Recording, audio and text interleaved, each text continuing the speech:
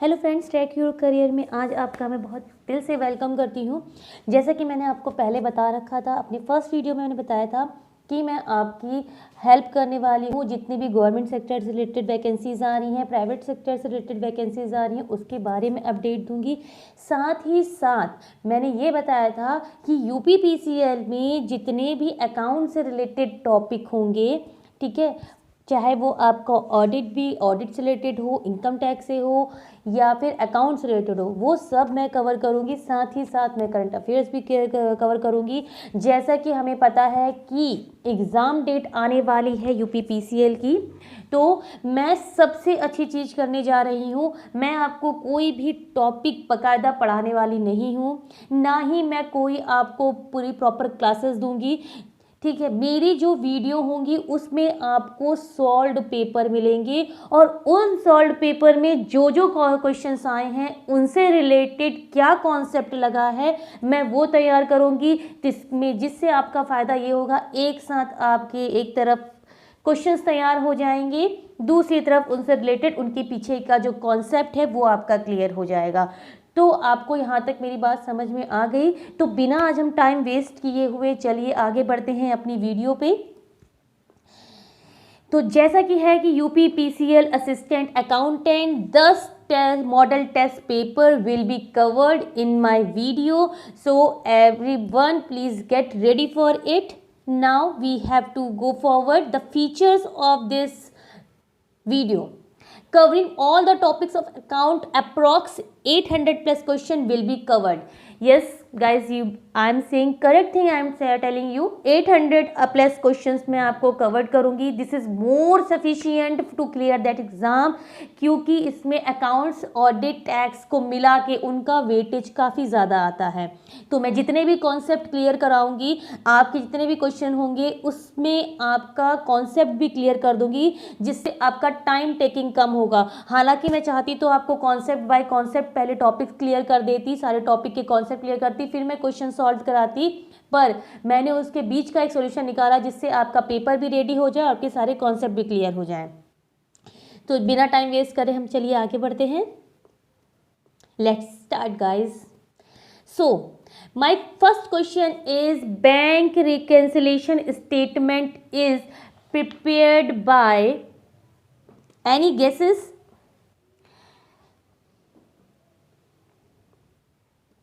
Here is the options you have.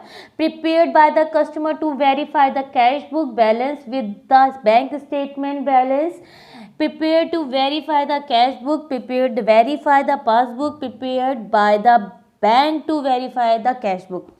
सबसे पहले हम आते हैं बैंक रिकन्सिलिएशन स्टेटमेंट पे। जो कॉमर्स के स्टूडेंट होंगे उन्होंने तो आंसर फटाक से गेस कर लिया होगा, लेकिन जो नहीं है इस बैकग्राउंड के, जिनका कॉन्सेप्ट क्लियर नहीं है, उनके लिए मैं बता दूं कि बैंक रिकन्सिलिएशन जो स्टेटमेंट होता है ये सबसे पहले कौन बनाता है?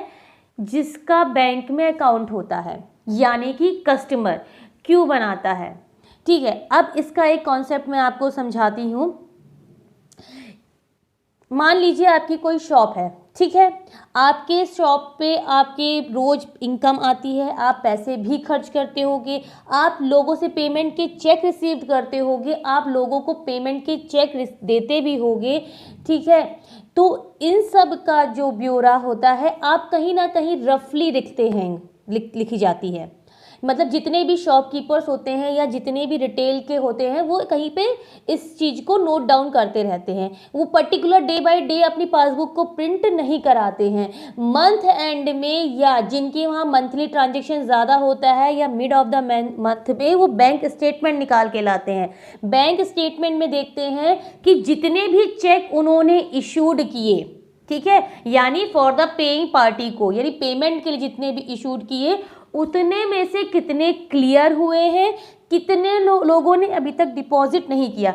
सपोज मान लीजिए 1 लाख रुपए के चेक आपने इशूड किए थे, 10,000 के, 5,000 के, 2,000 के, 20,000 के, 25,000 के, ऐसे करते करते टोटल अमाउंट आपकी 1 लाख रुपए की चेक आपने इशूड की थी। लेकिन उसमें से केवल 60,000 के ही चेक आपके अगेंस्ट में डिपॉजिट हुए हैं। तो आपका बैंक बैलेंस कितने रुपए से कम हुआ?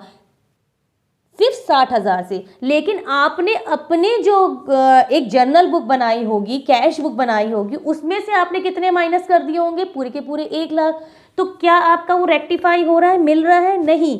तो आपने क्या किया कि इन्हीं सब चीज़ों को रेक्टिफाई करने के लिए, अब जैसे बैंक चार्जेस लगा देता है, ठीक है, बैंक चार्जेस लगाता है, वो आपको तो पता नहीं चल रहा है कितने लग रहे हैं। तो जब आप देखेंगे बैंक पासबुक की या बैंक स्टेटमेंट को आप देखेंगे, तब आप अपनी कैश बुक में से उतने रुपए माइनस करेंगे। तो आपको ये कॉन्सेप्ट समझ में आया कि बैंक रिकंसिलिएशन स्टेटमेंट क्यों बनाया जाता है? बैंक रिकंसिलिएशन स्टेटमेंट इसलिए बनाया जाता है जिससे कि आपकी पासबुक और आपकी जो आपके पास कैश बुक आपने बना रखी है वो दोनों टैली करे। हालांकि होती दोनों किसके पास है? कस्टमर के ही पास होती हैं, ठीक है, लेकिन उन्हें टैली करना बहुत ज़रूरी होता है। तो इसका आंसर सबको अब समझ में आ गया होगा कि prepared by the customer to verify the cash book balance with the bank statement balance. सो बढ़ते हैं नेक्स्ट क्वेश्चन पे। Which of the following is true? पहले स्टेटमेंट देख लेते हैं। Bank account is a personal account. Second, stock of stationery account is a nominal account. Written inwards account is a personal account. Outstanding rent account is a nominal account.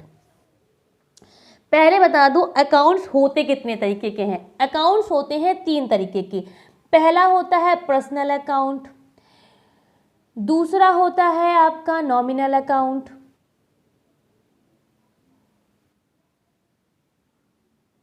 और तीसरा होता है आपका real account, ठीक है। तो अगर हम आपकी बात करते हैं पहले रियल अकाउंट की, रियल अकाउंट में जितने भी कैश रिलेटेड ट्रांजैक्शंस होते हैं, जैसे कोई असेट्स आपने खरीदी, कैश में पेमेंट किया, ठीक है, कुछ फर्नीचर लाए या पेमेंट कर रहे हैं किसी चीज़ का मॉनेटरी टर्म्स में, कैश जा रहा है या कैश आ रहा है, तो ये जो आपके होते हैं रियल अकाउंट में। नॉमिनल अकाउंट की बात करते हैं जितने भी आपके एक्सपेंसेस होते हैं, मंथली एक्सपेंसेस या आपके प्रॉफिट लॉस या फिर किसी तरह की इनकम, ये सब आपके किस में आते हैं? नॉमिनल अकाउंट में। रियल अकाउंट में भी कैश जा रहा है, आप कहोगे एक्सपेंसेस में भी कैश जा रहा है, लेकिन रियल अकाउंट में आपके एसेट से रिलेटेड जितने भी खर्चे होते हैं या उनसे रिलेटेड इनकम होती है वो आती है, ठीक है। तीसरी बात करते हैं हम पर्सनल अकाउंट की। पर्सनल अकाउंट होता क्या है? पर्सनल अकाउंट में नाम से शो हो रहा है पर्सन यानी इंडिविजुअल। अब केवल पर्सन की डेफिनेशन अगर हम इनकम टैक्स के अकॉर्डिंग देखा जाए तो पर्सन केवल इंडिविजुअल नहीं होता है। पर्सन में आते हैं आपके कौन कौन? पहला आता है इंडिविजुअल, दूसरा आता है पार्टनरशिप फर्म, तीसरा आता है लिमिटेड लायबिलिटी पार्टनरशिप, ठीक है, कंपनी आती है, आपका बॉडी ऑफ इंडिविजुअल आता है। तो जितने भी आपके ये एंटिटीज़ होती हैं, HUF हिंदू अनडिवाइडेड फैमिली, जितने भी इंडिविजुअल्स होते हैं जिनकी कोई एंटिटी है, वो सारे आपके किस में आते हैं? पर्सनल अकाउंट में। क्या आप मुझे बता नहीं सकते हैं कि बैंक की अपनी कुछ एंटिटी है? बिल्कुल है। बैंक अपने नाम पे लोन भी लेता है, बैंक लोन देता भी है, बैंक सारी चीज़ें खर्चे भी करता है, तो बैंक भी हमारा पर्सनल अकाउंट में आता है। तो first answer bank account is a personal account is your correct answer. तो देखिए 2 क्वेश्चन में मैंने concept of bank reconciliation and person में कौन कौन आता है प्लस अकाउंट कितने तरीके के होते हैं ये आपको बताया। आगे क्वेश्चन बढ़ते हैं। Which of the following assets is the fictitious assets? पहले इसके बारे में बात करते हैं। fictitious assets होती क्या है, हमें ये तो पता चले कि fictitious assets क्या होती है। So guys, first of all I want to tell you that the fictitious assets are the assets that have no tangible existence but are represented as actual cash expenditure. The main purpose of cash fictitious asset is to create this account for expenses that are not placed in any account heading. पहली बात करते हैं कि fictitious assets आपकी क्या होती है।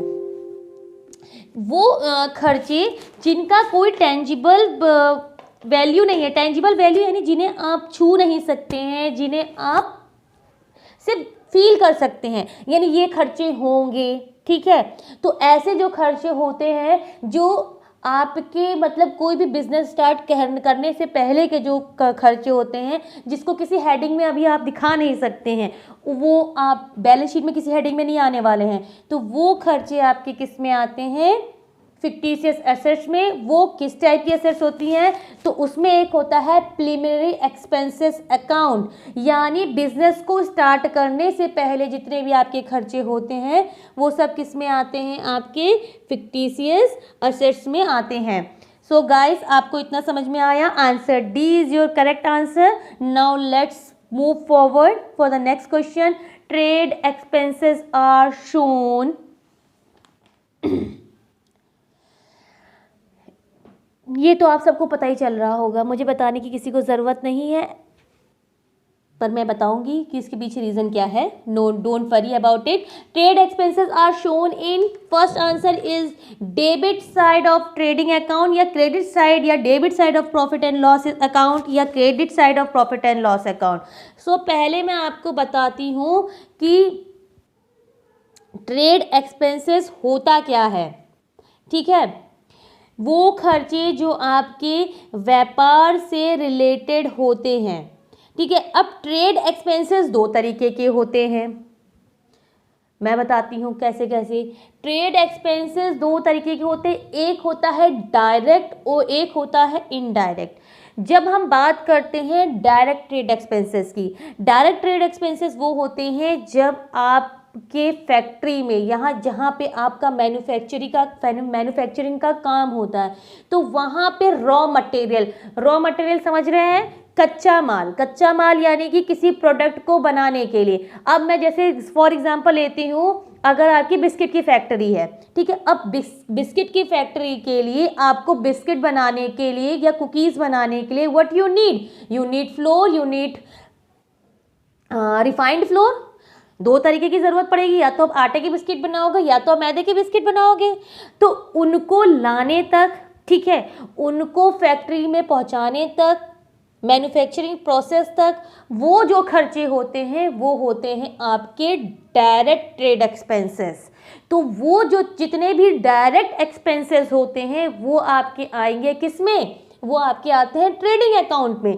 पर वेट गाइस, क्या यहाँ पे लिखा हुआ है कि डायरेक्ट ट्रेड एक्सपेंसेस, जब भी क्वेश्चन में क्लियरिफाई ना किया जाए कि वो डेबिट है कि डायरेक्ट है कि इनडायरेक्ट है, तब तक आप उनको पर्टिकुलर हेड में नहीं दिखाएंगे। तो इसलिए ये ट्रेड एक्सपेंस लिखा जो हुआ है कि trade expenses are shown in, तो हम इसको सीधे लिखेंगे debit side of profit and loss account. उसका बहुत बड़ा रीज़न ये है क्योंकि इसमें जस्टिफाइड या क्लियरिफाइड नहीं कर रखा, पर्टिकुलर नहीं कर रखा है कि वो आपके डायरेक्ट हैं। अगर जैसी डायरेक्ट वर्ड यूज हो जाएगा वो सीधे सीधे आपके कहाँ चले जाएंगे, ट्रेडिंग अकाउंट में। ठीक है, अब डायरेक्ट एक्सपेंसेस में कौन कौन से तरीके के एक्सपेंस आते हैं, ऑक्ट्राई, वेजेस, ठीक है, सैलरी एंड वेजेस लिखा होगा तो आप लोग क्या करेंगे, जब भी सैलरी एंड वेजेस लिखा होगा तो पहला हेड क्या है, सैलरी, और सैलरी हमेशा प्रॉफिट एंड लॉस में आती है।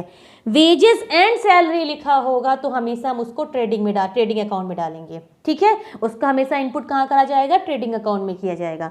ऑक्ट्राई आ गया, ठीक है, आपका क्या कहते हैं, ट्रेड एक्सपेंसेस, अगर डायरेक्ट ट्रेड एक्सपेंसेस है वो आ गया।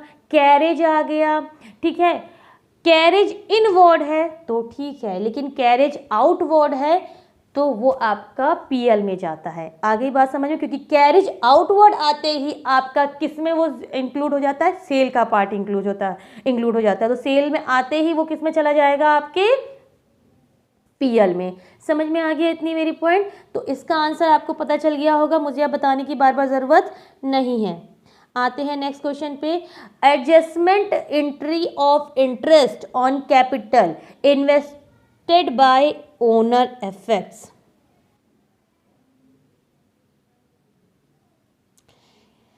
आते हैं, बात कर लेते हैं इस क्वेश्चन पे। Adjustment entry of interest on capital. देखो, अगर बैलेंस शीट में सॉरी माय मिस्टेक, अगर ट्राई बैलेंस में पहले से ही लिखा हो इंटरेस्ट ऑन कैपिटल, तो चुपचाप आंख बंद करते हुए उसको हम कर देंगे एंट्री पीएल में। ठीक है, पीएल में कहाँ, इंटरेस्ट ऑन कैपिटल कहाँ जाएगा? इंटरेस्ट ऑन कैपिटल क्या मेरी इनकम है कि मेरे एक्सपेंसेस है, पहले तो ये जान लें। अगर इंटरेस्ट ऑन कैपिटल लिखा हुआ है तो गाइस वो मेरी इनकम है, मैंने जो अपनी कैपिटल इन्वेस्ट कर रखी है उसमें मुझे इनकम आ रही है, तो उसको उठा के हम चुपचाप क्या कर देंगे, credit side of PL account में लिख देंगे। कोई परेशानी नहीं, क्योंकि हमारा ऑलरेडी ट्राई बैलेंस में। लेकिन ये एडजस्टमेंट वाली एंट्री थी, यानी ये ट्राई बैलेंस में नहीं लिखी हुई थी, ये इन्होंने बाद में एडजस्टमेंट के लिए दी थी। तो इसका क्या एंट्री करेंगे? तो इसकी एंट्री कैसे की जाएगी? जब हमारे पास कोई भी एडजस्टमेंट में एंट्री लिखी होती है तो उसके दो इफेक्ट दिखते हैं। पहली बात देखेंगे कि वो किससे रिलेटेड है, क्या वो ट्रेडिंग से रिलेटेड है कि वो पीएल से रिलेटेड है। अगर वो मेरे प्रॉफिट एंड लॉस से रिलेटेड है तो प्रॉफिट एंड लॉस में दिखाएंगे प्लस बैलेंस शीट में दिखाएंगे। अगर वो मेरे क्या कहते हैं ट्रेडिंग से रिलेटेड है तो ट्रेडिंग में दिखाएंगे प्लस हम उसको प्लस उसको बैलेंस शीट में दिखाएंगे। अब यहाँ पे जो लिखा हुआ है इंटरेस्ट ऑन कैपिटल, ये पहली बात तो हमारा प्रॉफिट का पार्ट है और वो भी प्रॉफिट एंड लॉस में इनकम का पार्ट है। तो इसको हम किस में दिखाएंगे? प्रॉफिट एंड लॉस में दिखाएंगे, क्योंकि ये पहले से ही ट्राई बैलेंस में नहीं थी, ये एक एडजस्टमेंट एंट्री थी, अलग से एंट्री दी गई थी हमें, तो ये हमारी बैलेंस शीट में भी कैपिटल में ऐड होएगा, उसमें रिफ्लेक्ट करेगा। आप लोगों को ये क्वेश्चन समझ में आ गया होगा अच्छे से। तो इसका आंसर क्या है? C, profit and loss account and balance sheet. आते हैं नेक्स्ट क्वेश्चन पे। If the net profit before charging manager commission, ये सबसे ज़्यादा इम्पॉर्टेंट क्वेश्चन होता है जो कि एग्ज़ाम में पूछा जाता है, क्योंकि इसमें लोग बहुत प्यार से गलती करते हैं। तो इसको मैं आपको आज समझाती हूँ, पहले अच्छे से क्वेश्चन समझिएगा। लिखा हुआ है कि manager commission before charging manager commission the profit is कितना? 3,78,000, 3,78,000 payable as commission will be. ठीक है, यानी कि अभी मैंने मैनेजर का कमीशन चार्ज नहीं किया था, तो मैनेजर का कमीशन चार्ज करने पे कितना मेरा प्रॉफिट है? 3,78,000। तो कह रहे हैं कि 5% प्रॉफिट निकालना है, किस पे? प्रॉफिट पे निकालना है मुझे 5% कमीशन। और ये जो प्रॉफिट दिया हुआ है इसमें ऑलरेडी कमीशन इंक्लूडेड है, तो मुझे प्रॉफिट की वैल्यू कैसे पता चलेगी? तो हम क्या करेंगे, जब भी इस तरह का सवाल आता है, पहले ऑप्शन लिख लेती हूँ मैं इसके। जब भी इस तरह का सवाल आता है तो हमेशा ध्यान रखिए कि जब भी स्टेटमेंट लिखा हो कि बिफोर चार्जिंग मैनेजर्स कमीशन, अगर स्टेटमेंट ये लिखा हुआ हो तो हम चलते हैं, पहले मैंने जो बनाया है एक इसका वर्ड पे क्वेश्चन का सल्यूशन। देखो, जो ये यहाँ पे लिखा हुआ है 3,78,000, ठीक है, कमीशन कितने था? 5%। और आपको मैं बता दूं, ये जो 3,78,000 जो वैल्यू थी वो टोटल कितनी थी? 105% थी, यानी 100% वैल्यू नहीं थी, क्योंकि इसमें ऑलरेडी मैनेजर का कमीशन इंक्लूडेड था। तो जब भी मैनेजर का कमीशन इंक्लूडेड आएगा या बिफोर चार्जिंग मैनेजर कमीशन आएगा, इस तरह का स्टेटमेंट लिखा होगा, तो जो भी परसेंट करेंगे, जैसे कि मानिए 5% है, तो ठीक है, rate of percent divide by 100 plus ROI, 100 plus rate, यानी rate divide by 100 plus rate. अब यहाँ पे 5 था तो 5/105 कर लिया, 10 होता तो 10/110 कर लेते और हमारा मैनेजर कमीशन कैलकुलेट हो जाता। हमें पता चल गया कितना आंसर है। Answer is 18,000। कोई कंफ्यूजन नहीं। चलिए आगे बढ़ते हैं। पेमेंट बाय डेटर्स विल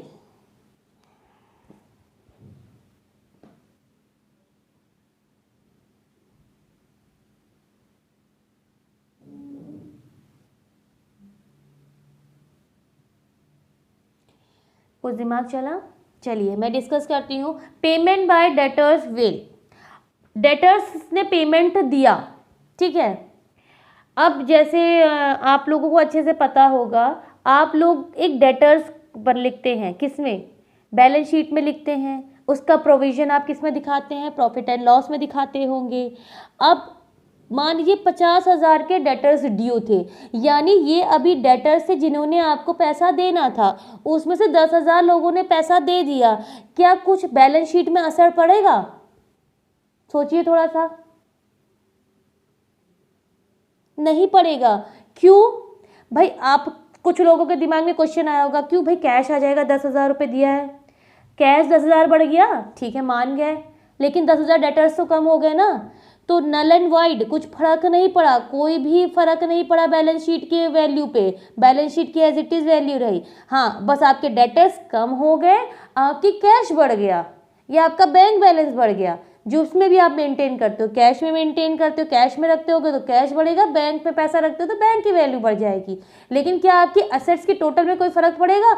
नहीं पड़ेगा। तो will not affect total assets और टोटल लायबिलिटी।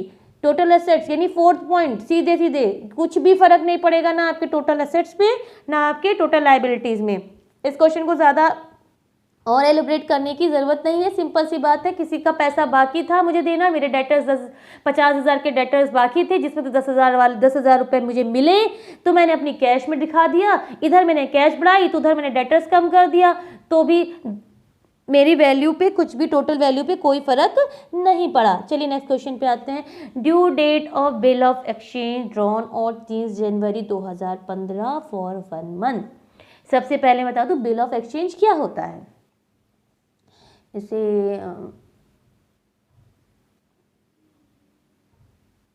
जब सेलर और परचेजर दो लोग होते हैं, ठीक है, दोनों के बीच में कोई भी ट्रांजैक्शन यानी कि सेल या परचेज कुछ भी होगा, तो या तो हम क्या कर सकते हैं, पैसा तुरंत का तुरंत दे सकते हैं, या तो हम क्रेडिट पे लेते हैं, ठीक है।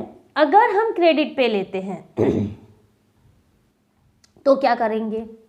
जानने वाला तो हमारा अगला है नहीं कि हमको दे देगा पैसे कि भाई लीजिए, आप हमको पैसे बाद में देते रहिएगा, सामान लेते जाइए। नहीं, वो क्या कहेगा? वो कहेगा भाई साहब, सेलर बोलेगा भाई साहब मैं आपको 50,000 रुपये का माल यानी जो गुड्स है वो उधार दे रहा हूँ, ठीक है, यूज़ करने के लिए, जो आप मुझे पैसा देंगे।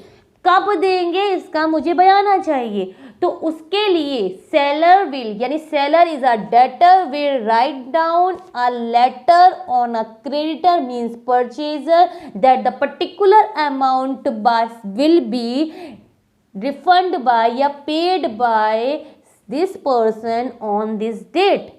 वो होता है आपका बिल ऑफ एक्सचेंज, जिसमें आपका परचेजर साइन और स्टैंप लगाता है अपनी, और वो वादा करता है कि मैं आज से इतने दिन बाद पेमेंट दूंगा। लेकिन जैसे 1 महीने का भी बिल है तो 3 दिन उन्हें मिलता है ग्रेस पीरियड के। ग्रेस पीरियड यानी कि उनको थोड़ा सा समय और दिया जाता है ग्रेस पीरियड की। मान लो अगर 30 आज पैसा पे करना है, आज नहीं दे पाया है, आज पैसा पे करने का डेट है, तो वो 3 दिन उनको ग्रेस पीरियड और दिया जाता है। इतना समझ में आ गया आपको? तो आंसर निकालना बहुत इजी होगा सबके लिए, मुझे किसी को कोई आंसर बताने की ज़रूरत तो होनी नहीं चाहिए। 30 जनवरी है, 30 जनवरी से 29 फरवरी 1 महीना हो गया, क्योंकि 31 से होता 30 दिन का 1 महीना हो गया, प्लस 3 तारीख तक ग्रेस पीरियड हो गया, तो answer will be 3 March. Next question पे आते हैं। Arun drawn a bill on Piyush on 16 July 2018 for 3 months for 70,000 rupees. 19 October 2018 is sudden holiday. When is the maturity date will be? पहले हम कैलकुलेट करेंगे जुलाई से 3 महीने, 16 जुलाई से हुआ, ठीक है, तो पहला मंथ आएगा कब? 15 अगस्त, 15 सितंबर, फिर उसके बाद 15 अक्टूबर, फिर 17, 18, 19, 3 दिन ग्रेस पीरियड। अक्टूबर को सडन हॉलीडे आ गया, ठीक है, तो इनका किस किस ने दिमाग में आंसर निकाल लिया है। अक्टूबर मान लो सडन हॉलीडे आ गया, 19 तारीख को पे करना था, लेकिन उस दिन अचानक से छुट्टी हो गई। जब कभी अचानक से, यानी जाहिर सी बात है सडन हॉलीडे यानी किसी पॉलिटिशियन की डेथ होना या किसी ऐसे सेलिब्रिटी की या ऐसे पर्सन की डेथ हो जाना या कुछ सरकमटेंसेस हो जाना, कोई कुछ ऐसी फाइनेंशियल क्राइसिस होना या कुछ भी रीज़न हो सकता है जिसका हमें पहले से ना पता हो। तो इस डेट में, इस स्थिति में 19 अक्टूबर की जो डेट थी वो आपकी कब हो जाएगी, अगले दिन खिसक जाएगी। 3 दिन का ग्रेस पीरियड ना हो कि वो 4 दिन का हो जाएगा, नेक्स्ट डे लिया जाएगा, यानी 20 अक्टूबर 2018 को। लेकिन अगर यही ग्रेस पीरियड आपका 15 अगस्त, 2 अक्टूबर, 26 जनवरी, 25 दिसंबर इस डेट में पड़ता, तो हमेशा जिस दिन छुट्टी होती है वो हमेशा फिर एक दिन पहले का, यानी कि अगर 2 अक्टूबर होता तो 1 अक्टूबर को पेमेंट करना पड़ता, ठीक है। तो समझ में आ गया, सडन हॉलीडे होगा तो ग्रेस पीरियड के बाद का दिन लेंगे, और अगर लिस्टेड हॉलीडे है तो हमेशा उससे एक दिन पहले का ले लेंगे, ठीक है। आते हैं नेक्स्ट क्वेश्चन पे। Ramesh drawn a bill on Suresh इतना for 2 months of ₹10,000 after sight date of acceptance is 6 March 2017। Bill drawn आपको पता है 2 तरीके के होते हैं, एक होता है bill eight site and bill eight payment, यानी ड्यू डेट का, जिस दिन जब ड्यू डेट वाला होता है कि जब पेमेंट की ड्यू डेट आएगी हमें तब पेमेंट करना है। अगर बिल एट साइट का है तो जिस दिन बिल दिखाएंगे उस दिन हमें बिल पेमेंट करना पड़ेगा। तो मैच्योरिटी डेट कब हो जाएगी इसकी, सोचिए, कैलकुलेट करिए।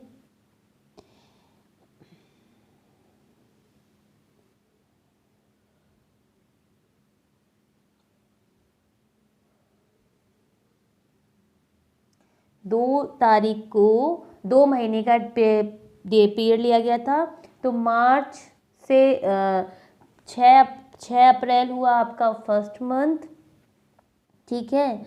उसके बाद आता है आपका मई हो जाएगा, 6 मई हो गया आपका सेकेंड मंथ। उसके बाद 7, 8, 9 will be 9th is your grace period 3 दिन का।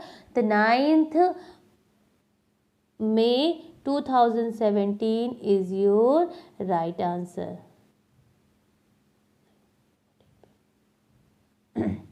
Who is not a party to bill to exchange? कौन बिल ऑफ एक्सचेंज की पार्टी नहीं होता है? मैंने बताया अभी आपको, सेलर यानी debtors, he is a drawer, ठीक है, जो बिल ड्रॉ करेगा। Purchaser is a creditor who is drawing, जिसपे बिल ड्रॉ किया जा रहा है।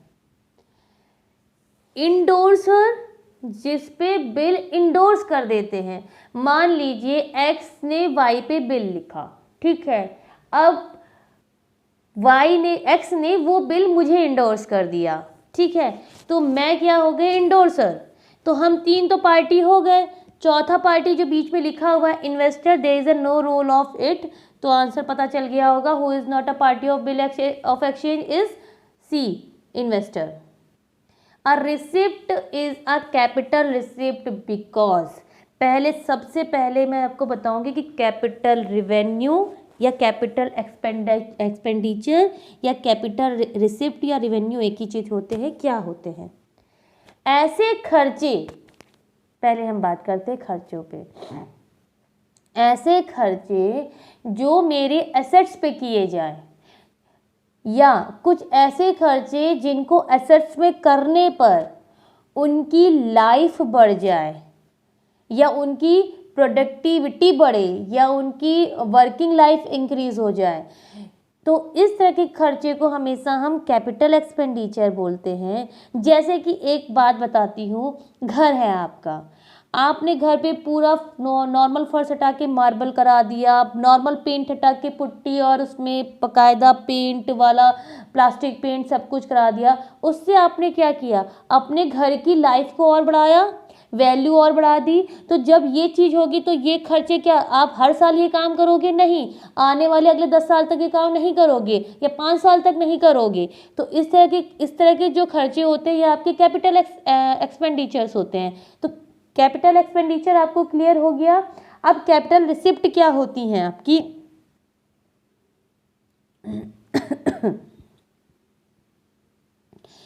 जो कि जाहिर सी बात है मेरी जो फिक्स एसेट से रिलेटेड जितने भी खर्ची रिसिप्ट्स होंगी वो मेरी क्या होंगी, कैपिटल रिसिप्ट।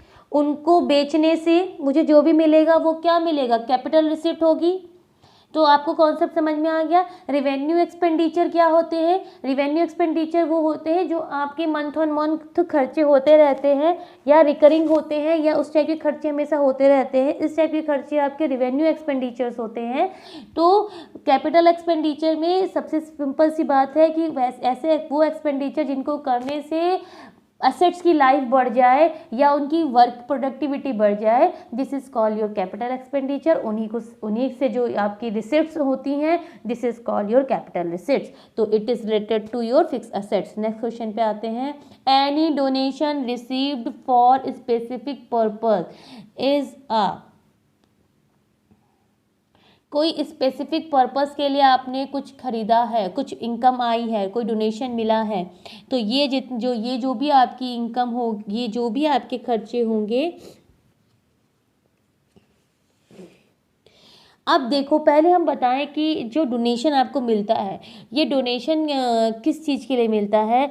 आपको ये रिसीव्ड होता है कोई आप पर्टिकुलर एक्टिविटी करें, ठीक है, और जिससे आप आप कोई ऐसा काम कर रहे हैं जिसका ये खर्च, जो ये रिसिप्ट आपको मिलेगी, आप ये एक ही बार में तो उड़ाते नहीं है, लेकिन आप उसको धीरे धीरे यूज़ करते हैं फॉर द नोबल कॉज, ठीक है। तो इस तरह की जो भी आपके रिसिप्ट्स होंगी, this is call your capital receipts. समझ में आ गया। नेक्स्ट क्वेश्चन पे आते हैं। आप पासबुक शोन, अभी बताया था मैंने सबसे पहले वाले क्वेश्चन में ही कि आप कि अगर बैंक रिकंसिलेशन स्टेटमेंट क्यों मैच करते हैं, देखो यूज यहाँ पे आ गया उसका।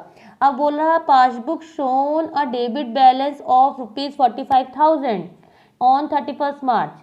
अ चेक ऑफ रुपीज वर्थ 7,500 रुपये का चेक इशूड किया है but not presented for payment. Cheque worth ना, पहला हमने चेक इशूड किया, सामने वाली पार्टी ने प्रेजेंट नहीं किया। उसके बाद हमने क्या किया है, चेक एक डिपॉजिट किया है लेकिन पैसा अभी तक नहीं आया है। बैंक ने चार्जेस लगा दिए हैं 200 रुपये। अब बताइए इसमें हमारा बैंक बैलेंस और बैंक जो पासबुक है और मेरी जो कैश बुक है, क्या वो मैच हो रही होगी? जिनकी मैच हो रही होगी तो भैया वो तो बहुत ज्ञानी, लेकिन जिनकी नहीं मैच हो रही है उनकी चलिए हम मैच करते हैं। जिनको ये टॉपिक अच्छे से आते होंगे, they are able to do this question in a one go. वो फटाक से अभी तक मेरे जब तक क्वेश्चन कंप्लीट करने तक वो क्वेश्चन सॉल्व भी कर चुके होंगे। आगे बात करते हैं। ये रहा इसका सोल्यूशन, मैंने ऑलरेडी करके रखा था आप सबके लिए।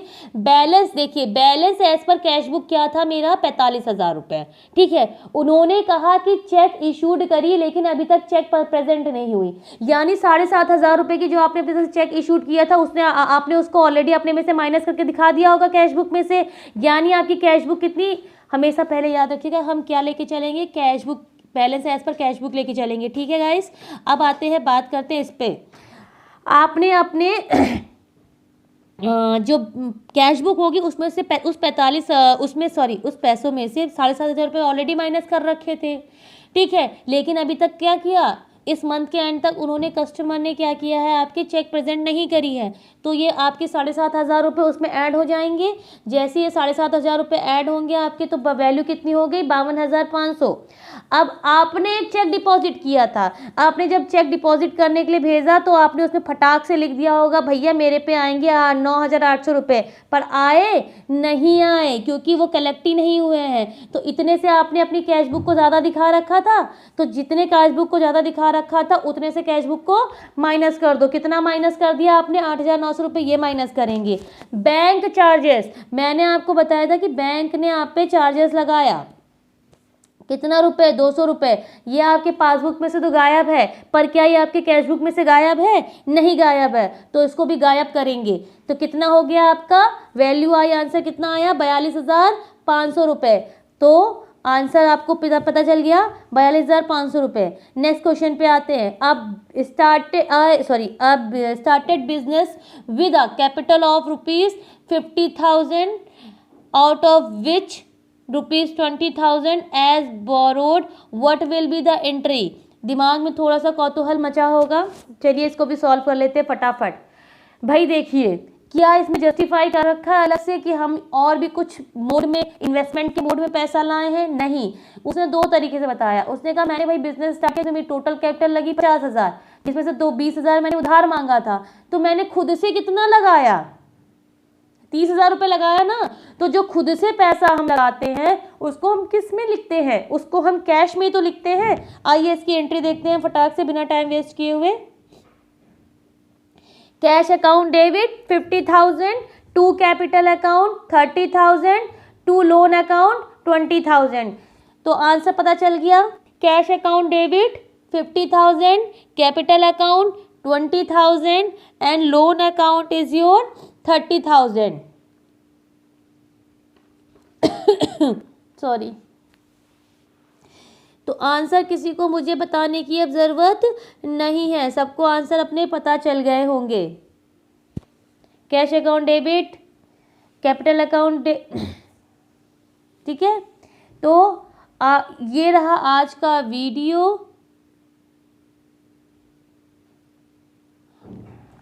I am so sorry guys, by mistake I have done the wrong question.